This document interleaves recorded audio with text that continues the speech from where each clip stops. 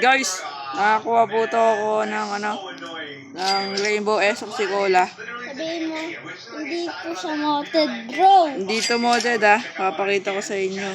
Malibig. Hindi to modded, hindi.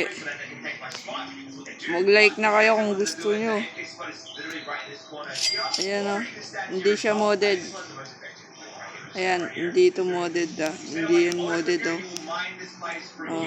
Lilive man kami Papakita natin sa'yo. Sige, click natin sa huwag public baka man ako. Ayan Still a brain rot yan Still a brain private rot. po yun.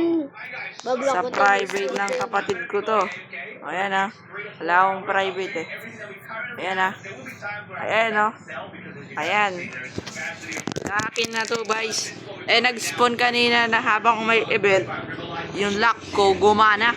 Nag-spawn ng Rainbow Secret. Lucky Block. So nagantay kami 30 minutes. Nandito nakaposition yung kanina. Dito. Tapos nakatalikod kami. Paggarap namin ito yung mukha Rainbow Esoxicola for 300 mil. Mine nyo na!